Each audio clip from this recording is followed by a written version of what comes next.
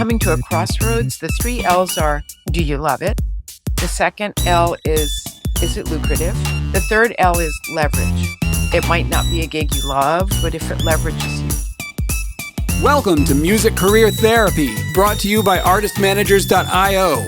Whether you're just starting out or looking for new ways to grow your existing career, thanks for joining us on Music Career Therapy.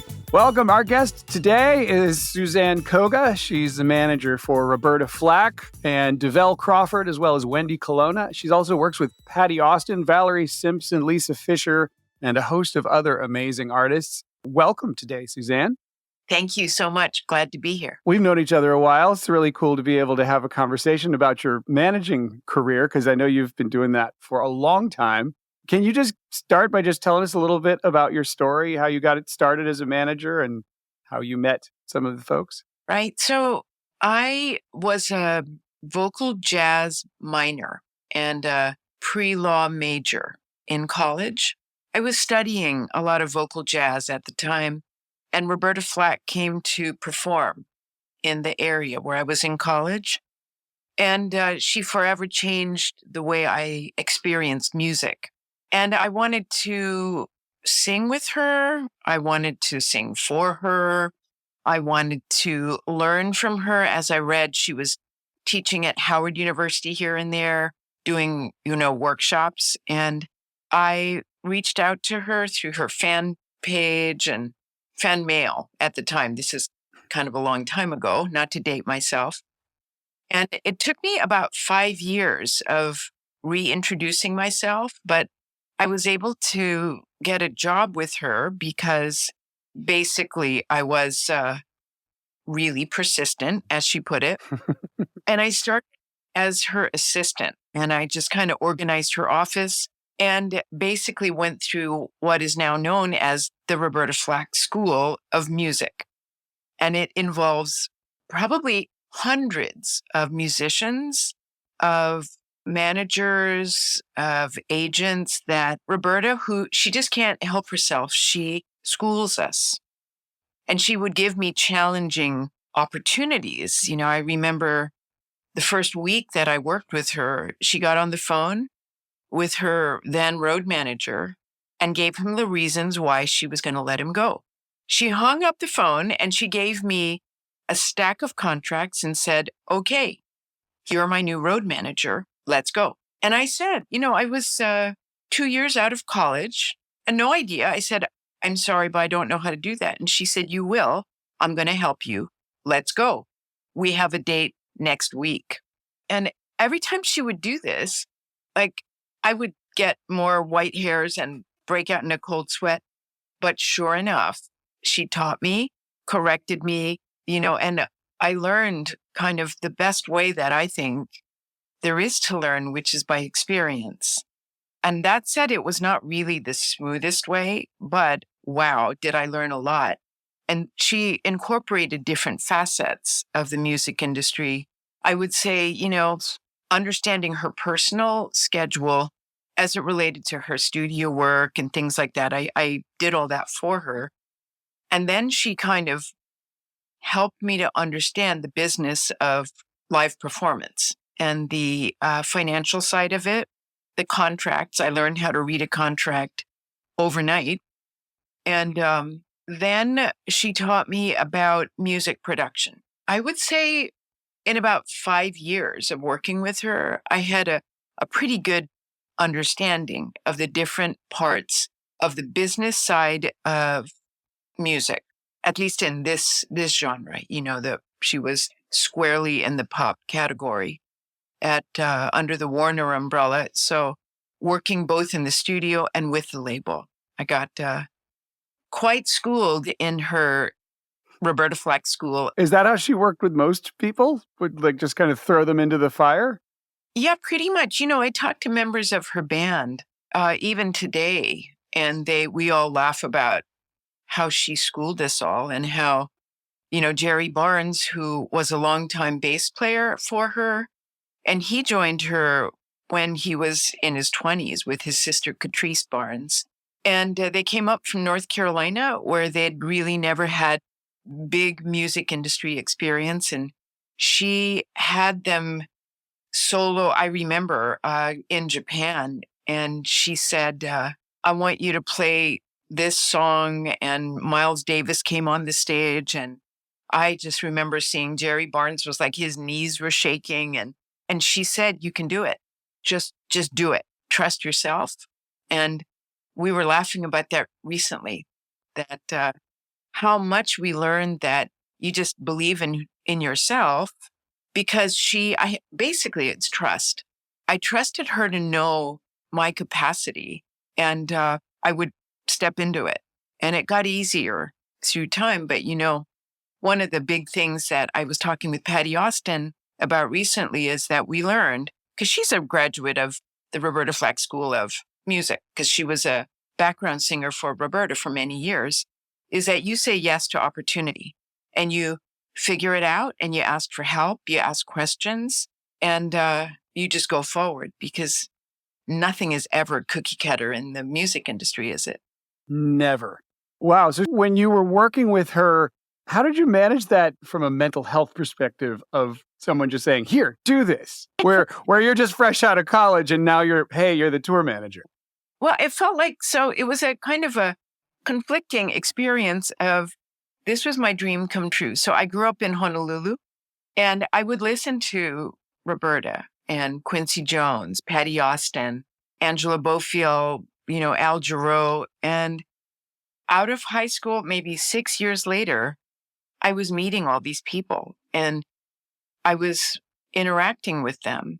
And I just couldn't believe that I was such a lucky person, you know?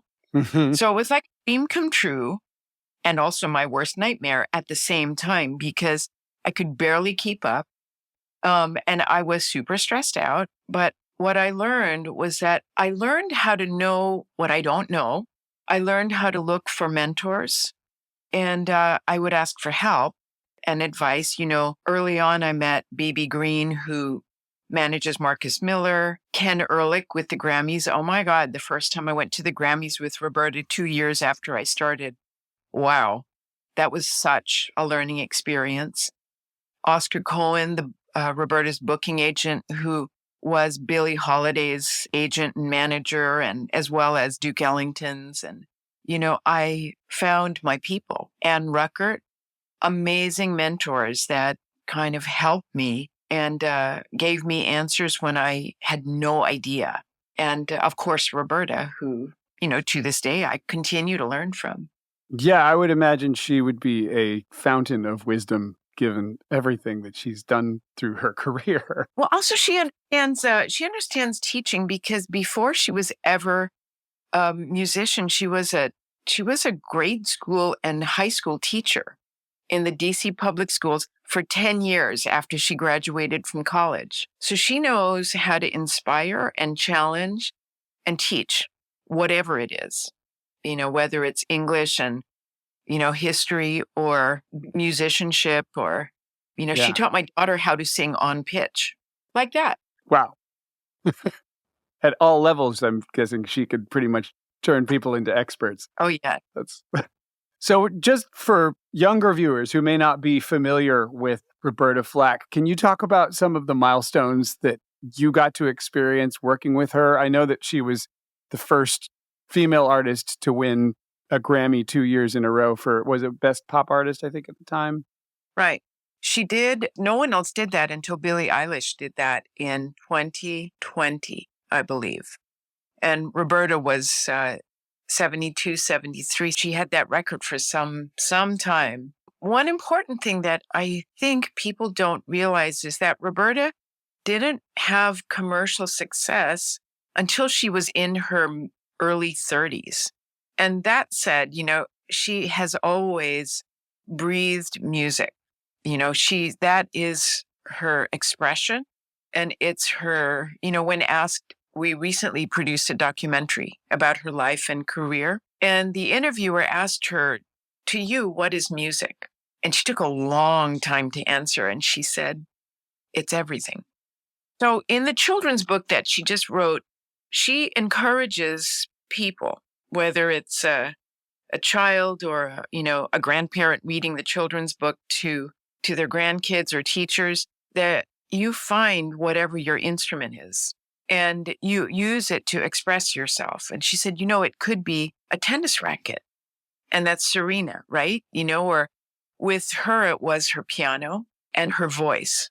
Then she expressed herself and used it as a vehicle through which she kind of went through life and changed her own life and other people's. And, as her parents dreamed of, she changed the landscape for American music and especially American Black women.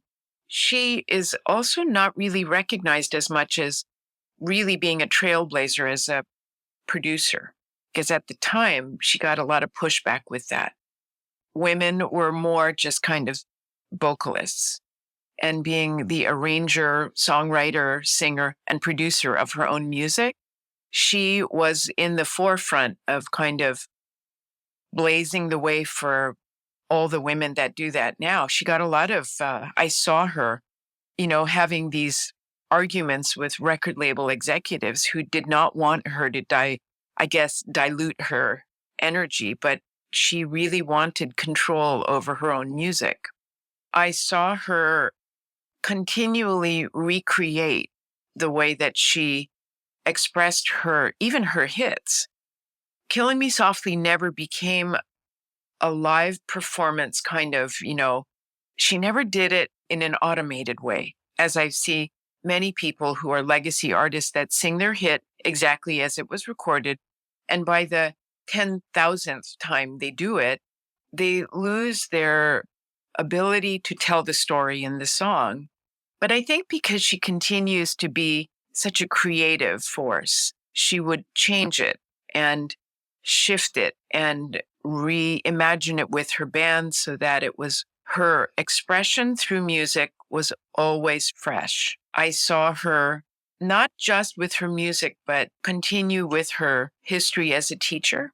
We opened the Roberta Flack School of Music in the Bronx that we are going to be reopening soon, because the different parts of who she is completely dedicated, even now at age 86. So these are things that are not really on her Wikipedia page, but that are such important parts of who she is. And I suppose that her Lifetime Achievement Grammy that she was given in 2020 really sort of summed it up, that this has been a lifetime of dedication and commitment as a musician for her. That's so great that she got her Lifetime Achievement in her lifetime too, because that's amazing just to have when you go to that event and people are there on stage and you get to see their life's work and how they are just celebrated for it. It's such a great moment. So it is. Yeah. I'm sad I wasn't on staff at that year. It's Oh. like the year. That's like the year before I left.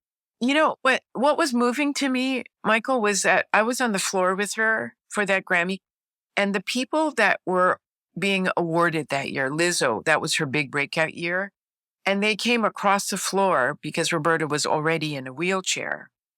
And the people that came to shake her hand and to tell them how she had influenced them was, to me, so moving and so indicative of her reach as a legacy artist. It was Lizzo and Ava DuVernay came over, of course, Debbie Allen and Rashida Jones, and Chick Corea sat behind her. And just, it was so gratifying that people from Bonnie Raitt, different genres, different ages, different generations, she has really influenced and inspired so many of us that, anyway, I could see that and it was just so gratifying. So I know that she's been going through a bunch of health issues for the last couple years, and so what's that been like for you? Since I know you all have had a long relationship together, what is that as like how as you're kind of reaching the end stage of her career, like how are you managing all of that? That is a complicated question for me to answer. I would say there are two parts of it. The first part being the manager of her career, but it's really never been more robust. With the Grammy Lifetime Achievement, and in fact, next weekend, she will be accepting an honorary doctorate from the Berklee College of Music.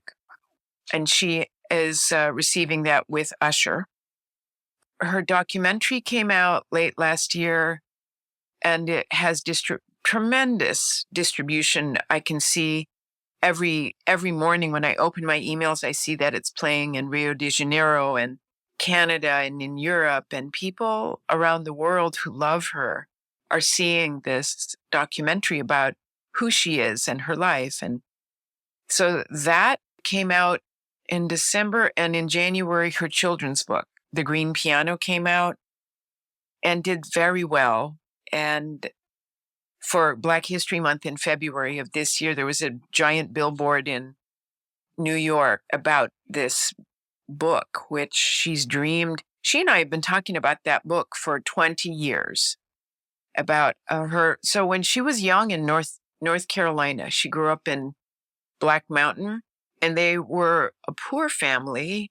Her father found a junkyard piano and hauled it home, fixed it up, and painted it green. I'm not sure why. I think it was free paint. And that is the instrument she learned piano on, I think from the time she was about 8 or 9. Anyway, so that, and I have been doing quite a bit of work with her label's sync licensing department, as well as elevating her story, which all the wheels turning makes for better exposure, and her streaming has never been higher. So her career-wise, she is doing super well. In 2016, she had a big stroke following a concert in Barbados, and that was the effective end of her performing career. She was unable to walk after that, and there was a bit of complications with her voice. There was a little dementia from the stroke, and she chose to not perform after that. But she was attending many events, and she would, be supportive of her friends and peers. And she was very active in making appearances and traveling. And we spent quite a bit of time going into the DC area, which is her hometown outside of New York City. That continued until last fall when she was diagnosed with ALS.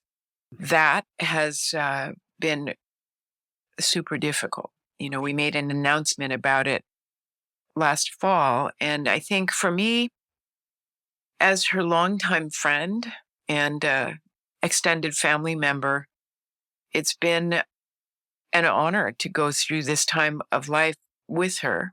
And there's a small group of us that kind of are in this time. ALS is quite a devastating diagnosis. Mm-hmm. And I just see her amazing courage, and her never give up spirit is so evident more than ever before.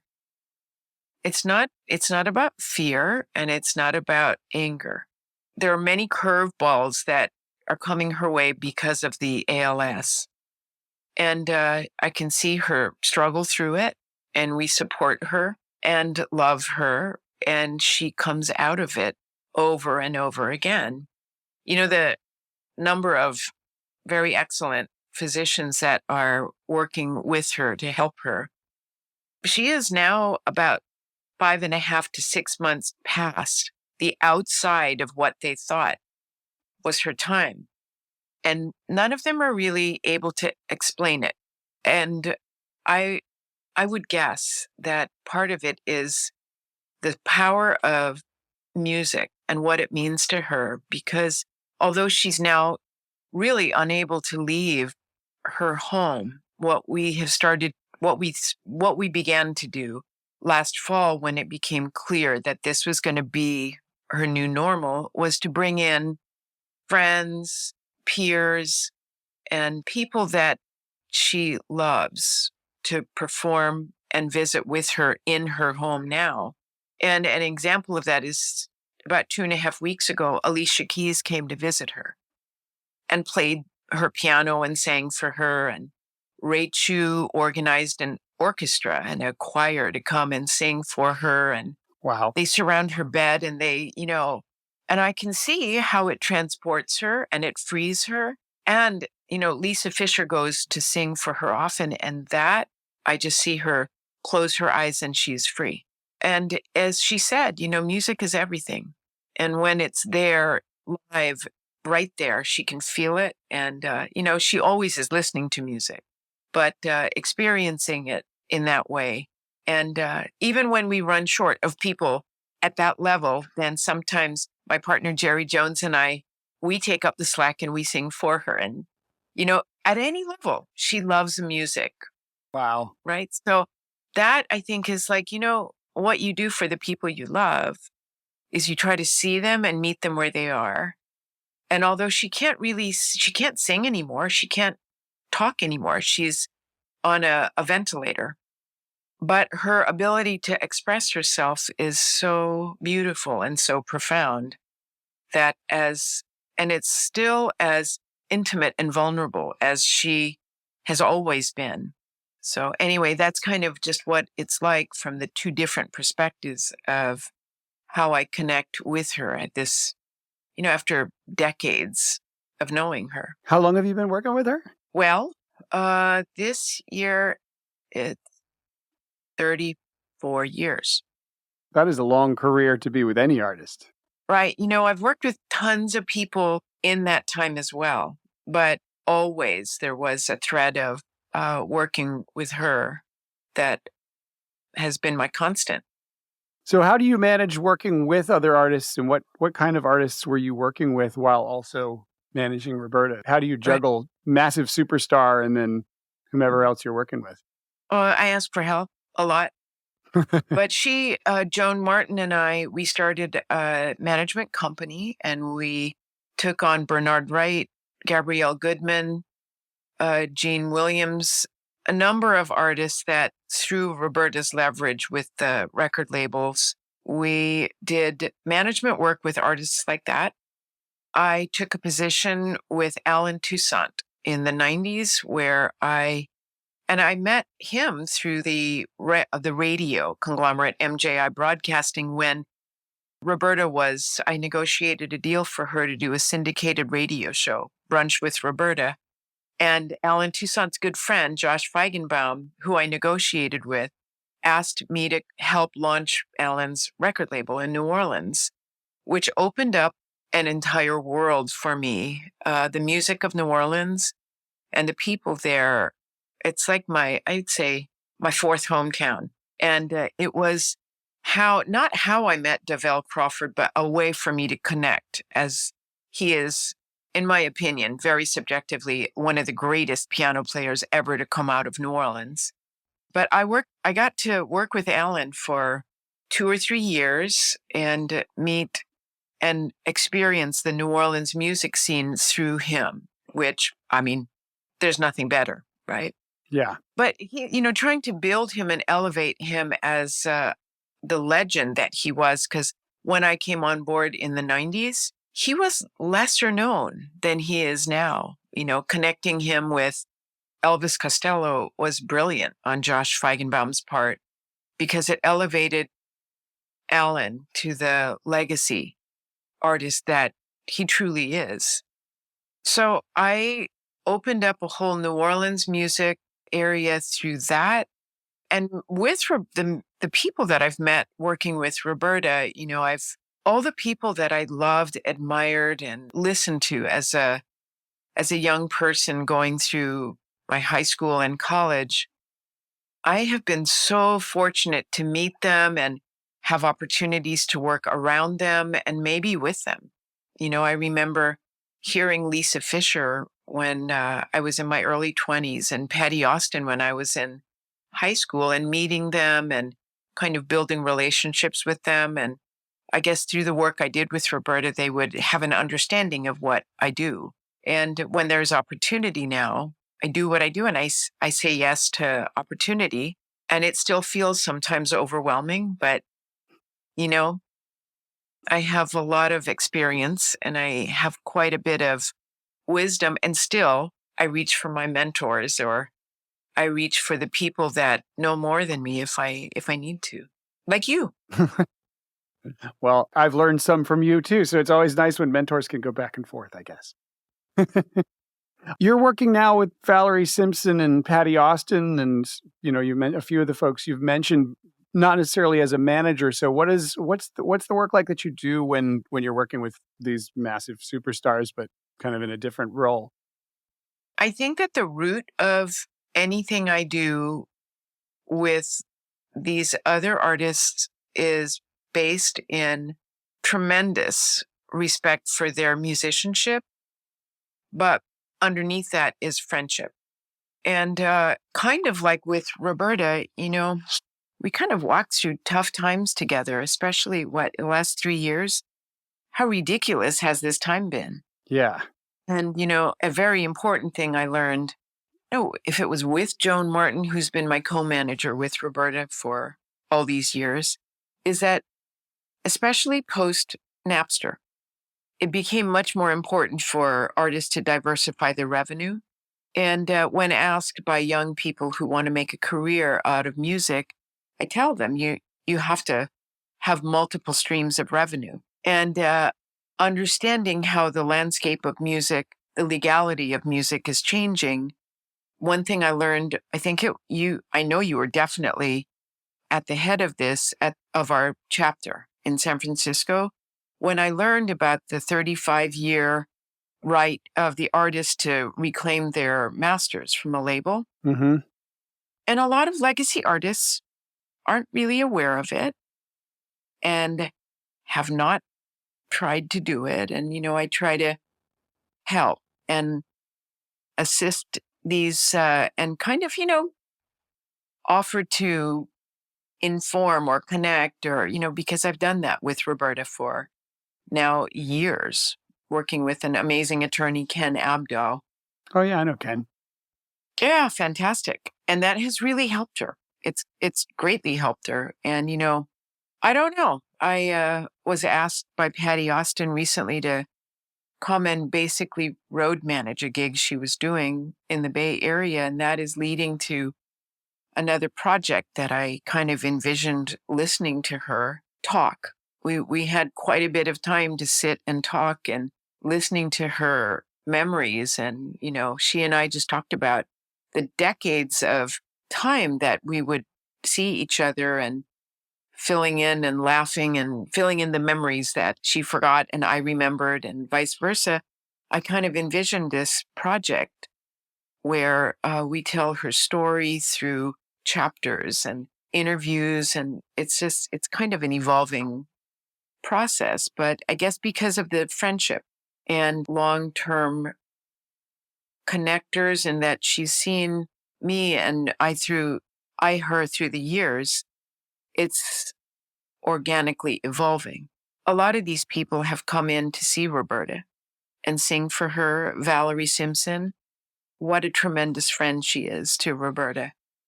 Longer than I've known Roberta.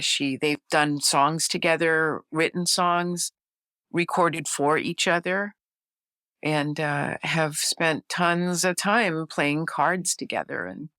And now Valerie comes in and plays and sings and talks with. She's kind of these people go through life with each other, and I'm honored to be a part of all of that now, as I've known them all for a long time.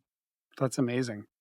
It's also really amazing to me just that, given what a boys' club, the music business was, especially when she was coming up and has grown up through her career, what an amazing tight team of women you all have as managers and as artists and friends all working together. Like that's something that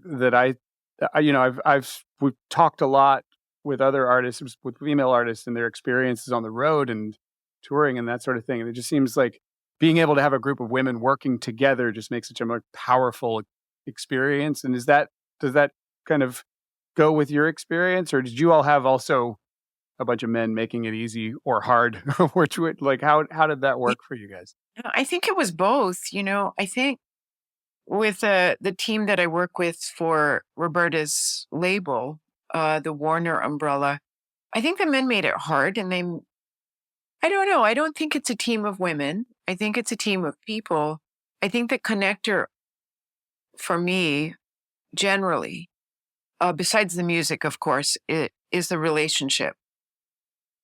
I see that the dream is to work where most of your time is spent doing something that you breathe and that makes your life beautiful. And then you do it with people you respect and you love is a dream. Hmm. And in music, I don't really think that you can, it's super difficult to make a full living with just that.